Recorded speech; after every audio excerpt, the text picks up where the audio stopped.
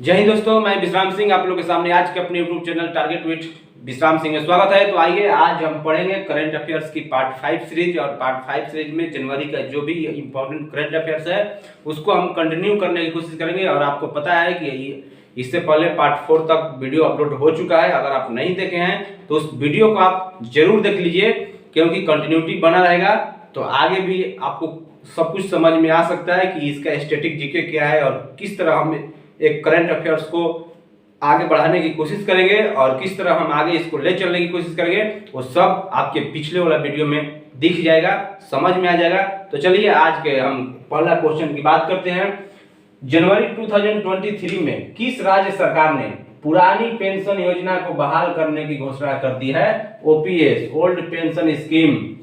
जनवरी 2023 में किस राज्य सरकार ने पुरानी पेंशन योजना को बहाल करने की घोषणा कर दी है? तो है आपका हिमाचल प्रदेश। आपको पता है कि अभी हाल ही में हिमाचल प्रदेश का चुनाव हुआ था और इस हिमाचल प्रदेश में कांग्रेस की सरकार आ चुकी है। और कांग्रेस की जो भी चुनावी वादे हैं उनमें से एक था पुरानी पेंशन योजना। और पुरानी पेंशन योजना क्या है तो दोस्त हम बता दें कि अभी आपको भी जानकारी होगी कि 1 दिसंबर 2004 से पहले जो भी सेंट्रल गवर्नमेंट के कर्मचारी हैं, रिटायरमेंट के बाद उनको पुरानी पेंशन दी जाएगी। पुरानी पेंशन देने का मतलब रिटायरमेंट के बाद उनको एक पेंशन देती है सरकार, उस पेंशन की ये बात किया जा रहा है। और भाजपा की सरकार ने 1 दिसंबर 2004 के बाद होने वाले ज्वाइनिंग के साथ कोई भी कर्मचारी हो उनकी इंडियन नेवी, एयरफोर्स और आर्मी के जवानों को छोड़कर बाकी के पेंशन पर रोक लगा दिया था। बोला कि आपको पुरानी पेंशन स्कीम नहीं मिल पाएगा, आपके लिए एक एनपीएस योजना करके आ रही है, उसके थ्रू आपको पेंशन दी जाएगी। तो यही है पुरानी पेंशन स्कीम। और आपको बता दें कि कांग्रेस की जहां जहां सरकार है, कम से कम अभी तक ये चौथा स्टेट है जहां पर पुरानी पेंशन योजना को लागू करने के लिए घोषणा कर दिया गया है। तो हम आपको बताते चले कि वहां के जो चीफ मिनिस्टर थे सुखविंदर सिंह, वो क्या किए कि पहली कैबिनेट बैठक में ही ये पुरानी पेंशन योजना पर मुहर लगा दिया। और इससे 1,36,000 सरकारी कर्मचारियों को, वहां के हिमाचल प्रदेश के 1,36,000 सरकारी कर्मचारियों को फायदा सीधे सीधे मिलने वाला है। और आपको बता दें कि ये कांग्रेस ने अपने चुनावी वादा को पूरा किया। और इससे पहले आपको बता दें कि एक छत्तीसगढ़, वहां भी पुरानी पेंशन योजना लागू है। राजस्थान जहां कांग्रेस की सरकार है वहां भी पुरानी पेंशन स्कीम लागू है। और एक स्टेट पंजाब जहां पर अरविंद केजरीवाल जी का सरकार है, अब आम आदमी पार्टी की सरकार है, वहां पर भी पुरानी पेंशन स्कीम। तो अभी 4 स्टेट है, छत्तीसगढ़, हिमाचल प्रदेश, राजस्थान और पंजाब। ये 4 स्टेट है जहां पर पुरानी पेंशन स्कीम लागू हो चुकी है। और 5वां स्टेट झारखंड भी कुछ दिन में हो ही जाएगा, तो इस पर नजर बनाए रखिएगा। और आपको बता दें कि ये सरकारी के मतलब तो पेंशन होना ही चाहिए, ये आपको भी समझ में आएगा। और हमारे एक जो भी सांसद है ना, राज्यसभा सांसद सुशील कुमार मोदी जी एक बार संसद में भाषण दे रहे थे कि जो भी ये स्टेट पुरानी पेंशन योजना लाने की कोशिश कर रही है ना, इससे क्या होगा कि हमारा हालात श्रीलंका के, पाकिस्तान के बराबर हो जाएगा। सुशील मोदी जी, हम आपसे कह रहे हैं कि जब आप 4 पेंशन लेते हैं तो ध्यान दीजिए, जब आप चार पेंशन ले सकते हैं तो हम 1 पेंशन लेने का अधिकार क्यों नहीं है हमको? हम यही आपसे सवाल करना चाहते हैं कि जब 4 पेंशन लेते हैं तो क्या हमारे देश की हालात श्रीलंका और पाकिस्तान जैसे नहीं हो सकता है? यस, ये आपसे कोई सवाल पूछने वाला नहीं है। और कर्मचारी को आप बोल रहे हैं कि श्रीलंका और पाकिस्तान जैसे हालात हो जाएगा, तो ऐसा नहीं है। आप भी पेंशन छोड़ दीजिए, हम भी छोड़ देंगे।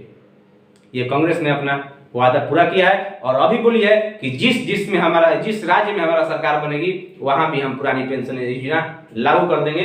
तो ये है, इस पर नजर बनाए रखिए। और आपको बता दें कि हिमाचल प्रदेश का राजधानी है जो शिमला है, और वहां का जो चीफ मिनिस्टर बने हैं सुखविंदर सिंह बने हैं। और आपको बता दें कि हिमाचल प्रदेश का जीआई टैग एक है काला जीरा टाइप, उसको भी जीआई टैग मिला हुआ है। चुल्ली का तेल हिमाचल प्रदेश में एक प्रसिद्ध है, चुल्ली का तेल, उसको भी हिमाचल प्रदेश में जीआई टैग मिला हुआ है। और वहां की लोकसभा की दोस्त बात करें तो लोकसभा 4, राज्यसभा 3 और विधानसभा का सीट जो है 68 है। तो इस पर आप बनाए रखिए नजर।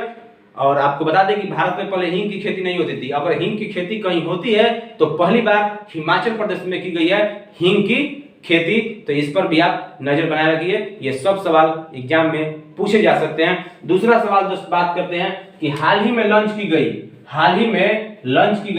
8वीं वंदे भारत ट्रेन किन स्थानों को जोड़ेगी। तो आपको बता दें कि ये विशाखापट्टनम से सिकंदराबाद के बीच ये ट्रेन चलने को तैयार है और प्रधानमंत्री नरेंद्र मोदी ने इसको हरी झंडी भी दे दिया है और 15 जनवरी 2023 से प्रधानमंत्री नरेंद्र मोदी जी ने इसको हरी झंडी दिखा दी और भारत के ये 8वीं वंदे भारत ट्रेन होगी। और आपको बता दें कि इससे पहले 7 वंदे भारत ट्रेन प्रधानमंत्री मोदी जी ने इसको हरी झंडी दिखा चुका है। और इसमें एक खास बात क्या है दोस्त कि स्वदेशी रूप से डिजाइन किया गया, इसको एकदम देसी रूप से डिजाइन किया गया है। और आपको बता दें कि अभी रेल मंत्री कौन है, तो अश्विनी चौबे जी, अश्विनी वैष्णव ये रेल मंत्री है। और रेलवे बोर्ड का अगर अध्यक्ष और सीईओ की बात करें तो अनिल कुमार लोहाटी जी ये हैं सीईओ एंड अध्यक्ष। और आपको बता दें कि भारत में पहली बार ट्रेन अगर चलाया गया कहीं तो 1853 में लॉर्ड डलहौजी के कार्यकाल में यह ट्रेन चलाया गया था। और दोस्त आगे क्वेश्चन, तीसरा नंबर क्वेश्चन बात कर लेते हैं कि हाल ही में भारतीय सेना दिवस मनाया गया कि कब मनाया गया। तो दोस्त आपको बता दें कि ये 15 जनवरी को भारतीय सेना दिवस मनाया गया था। और भारतीय सेना दिवस इस मौके पर हमारे तरफ से पूरे भारत के जितने भी जवान हैं, चाहे पैरामिलिट्री हो, चाहे डिफेंस हो, चाहे कोई भी सेना हो, चाहे स्टेट पुलिस हो, सबको जय हिंद, जय भारत। और हमारे देश के जवानों, देश के वीर जवानों के लिए उनके बलिदान को याद करने के लिए हम प्रत्येक 15 जनवरी को सेना दिवस के रूप में मनाते हैं। और एक ऐतिहासिक बात ये भी है 15 जनवरी 1949 को कि लेफ्टिनेंट जनरल के.एम. करियप्पा ने भारत के पहले कमांडर इन चीफ के रूप में फ्रांसिस जो ब्रिटिश कमांडर थे ना, फ्रांसिस से पदभार संभाला था 15 जनवरी 1949 को। तो उस उपलक्ष्य में भी हम एक 15 जनवरी को भारतीय सेना दिवस मनाया जाता है। और आपको बता दें कि ये पहली बार हुआ है कि राष्ट्रीय राजधानी क्षेत्र से बाहर बेंगलुरु में ये पहली बार 75वीं सेना दिवस मनाया गया है। और आपको बता दें कि अभी हाल ही में जो जनरल हैं आर्मी के, जो भारतीय सेना का जो जनरल है वो मनोज पांडे जी हैं। और आपको बता दें कि 15 जनवरी 1949 के भारत के पहले commander in chief KM. Cariappa ने फ्रांसिस बुचर जो ब्रिटिश कमांडर इन चीफ था, उससे अपना पदभार लिया था। उसके उपलक्ष्य में हम प्रत्येक साल 15 जनवरी को भारतीय सेना दिवस मनाया जाता है। तो फिर से हमारे देशों के जवानों के लिए एक सैल्यूट बनता ही है और आपके अंदर एक देशभक्ति होनी चाहिए। अगर देशभक्ति है तो सेना के जवानों को इज्जत करना चाहिए। और चौथा सवाल है हाल ही में विश्व की पहली पूर्ण रूप से डिजिटल पार्टी कौन बन गई है। तो है भारतीय जनता पार्टी। ये पूर्ण रूप से डिजिटल पार्टी बन चुकी है। और आपको बता दें कि ये डिजिटल पार्टी बोलने का मतलब क्या है, तो इसके बता दें कि ये डिजिटल पार्टी एक ऐप है, ऐप के माध्यम से जिसका नाम है सरल ऐप। और उस सरल ऐप के माध्यम से इंडिया में बैठे हुए 18 करोड़ कार्यकर्ता हैं। बीजेपी के कितने कार्यकर्ता हैं? 18 करोड़।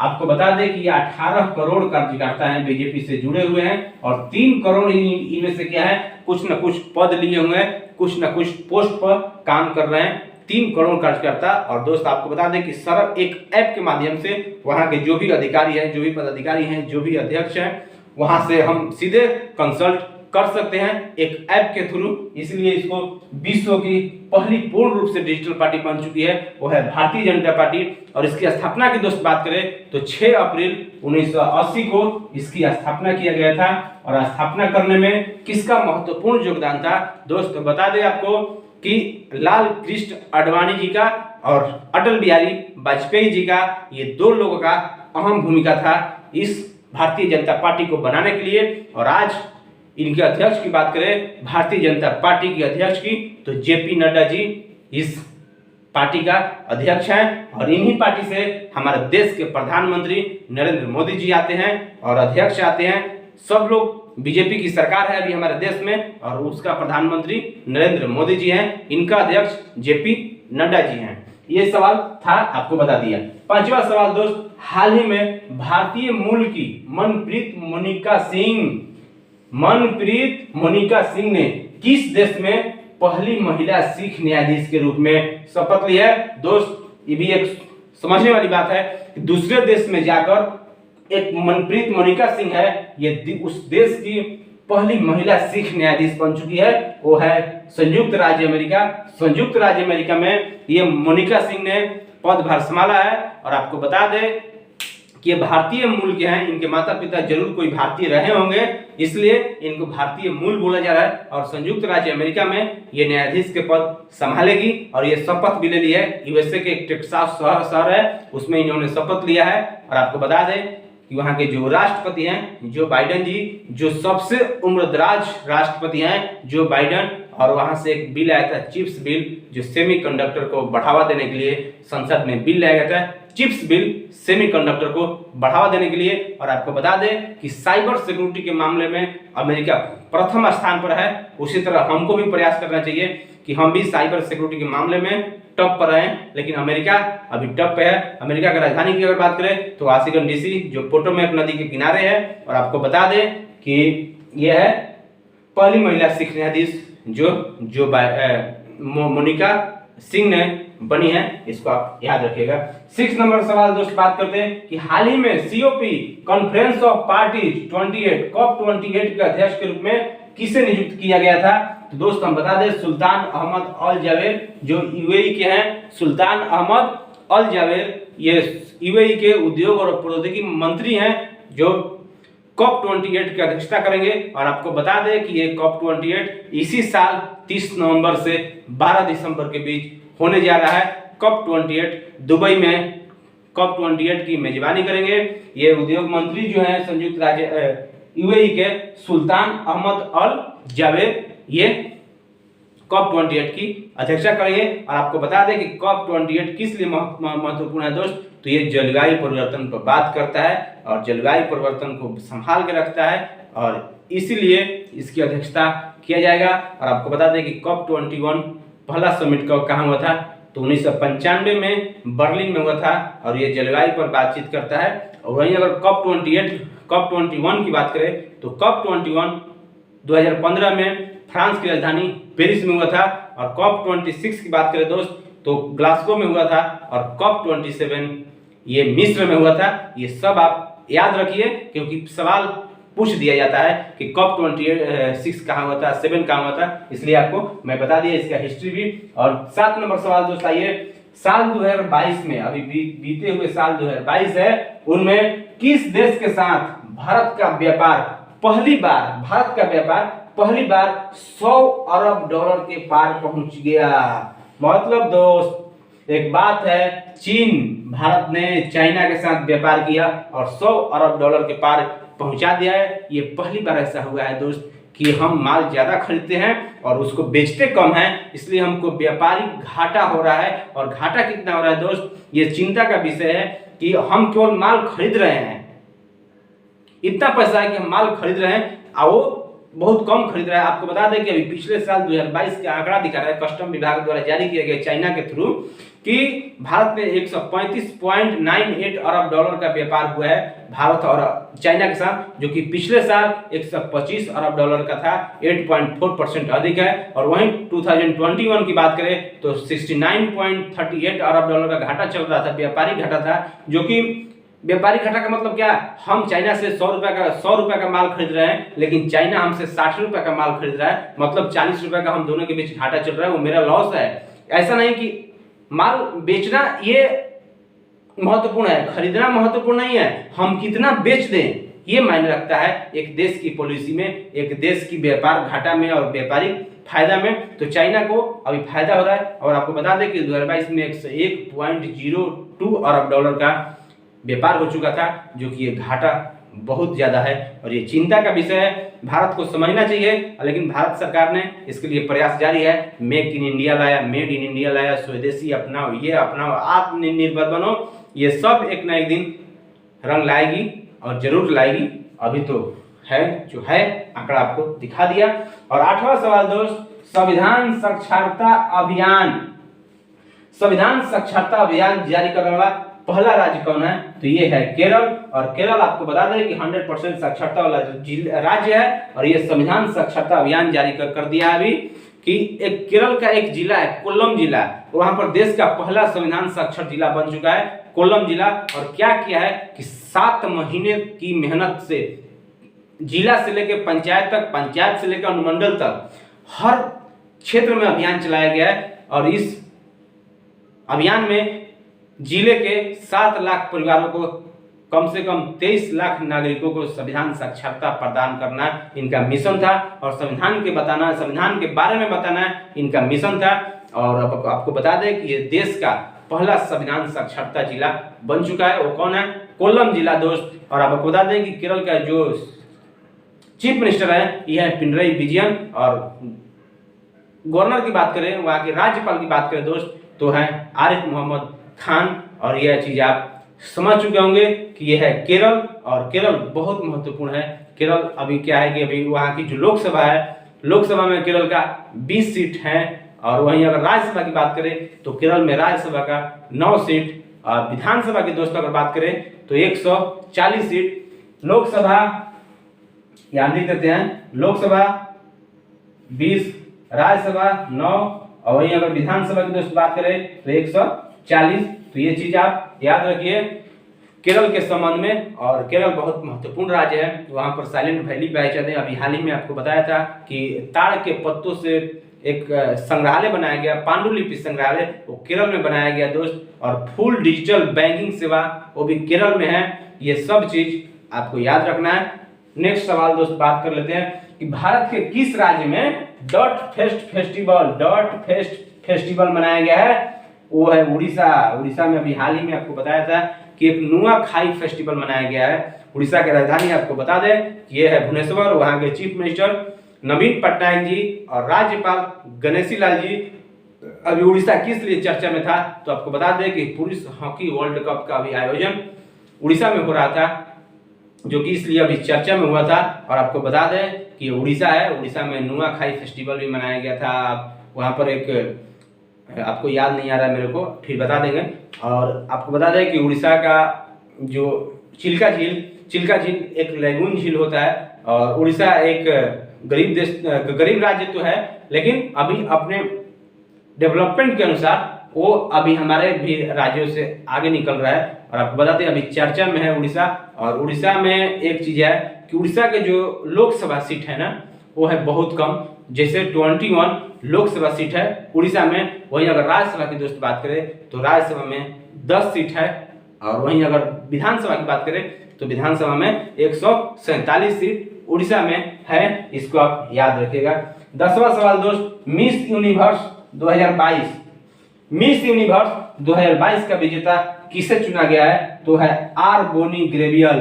आर बोनी ग्रेवियल को मिस यूनिवर्स का ताज पहनाया गया है। ये देश की दुनिया की सबसे सुंदर महिलाओं में है आर बोनी ग्रेवियल। और आपको बता दें कि 2021 का भारत की थी जिनका नाम है हरनाज संधू ने इनको ताज पहनाया है, मिस यूनिवर्स का ताज पहनाया है, जो कि यूएसए की रहने वाली है।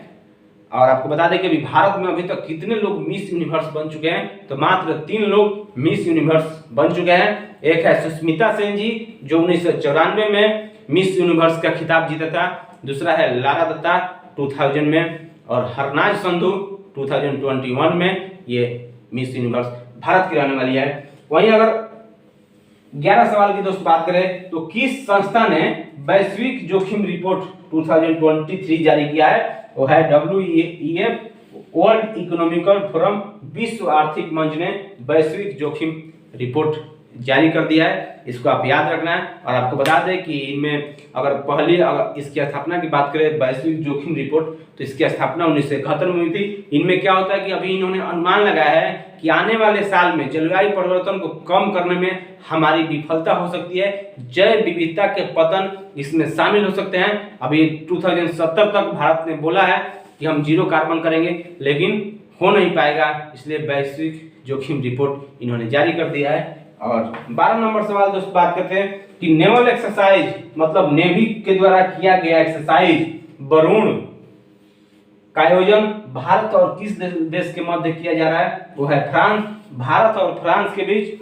वरुण एक्सरसाइज होता है जो भारत और फ्रांस के बीच है। अभी इसी साल 16 जनवरी से 20 जनवरी 2023 के बीच हो रहा है। और आपको बता दें कि ये पहली बार एक्सरसाइज कब होता है, तो 1993 से इस एक्सरसाइज को किया जा रहा है। अभी 21वां संस्करण है वरुण एक्सरसाइज का। और वरुण नाम कब दिया गया था दोस्त, तो 2001 में इस एक्सरसाइज का वरुण नाम दिया गया। और एक्सरसाइज क्यों करते हैं कि एक दूसरे से जानने पहचानने और देश की घनिष्ठता बढ़ाने के लिए, एक दूसरे से व्यापारिक हो, कुछ भी हो, सेना का आदान प्रदान हो, सब कुछ हम जानने की प्रयास करेंगे। उस देश के साथ मित्रता रहेगी, उस देश के साथ दोस्ती रहेगी, उस देश के साथ हम कभी भी मिलजुल कर काम कर सकते हैं। इसलिए हम एक्सरसाइज जरूरी है करना, चाहे लाइफ का एक्सरसाइज हो, चाहे सेना का एक्सरसाइज हो, चाहे किसी भी क्षेत्र का एक्सरसाइज हो, चाहे अपना शरीर का ही एक्सरसाइज हो, ये करना हर एक नागरिक को जरूरी होता है। इसलिए आप 12 सवाल हम बता चुके हैं, इस 12 सवाल पर आप लोग का नजर होना चाहिए। और फिर नेक्स्ट वीडियो में मिलेंगे, तब तक नमस्कार, जय हिंद, जय भारत।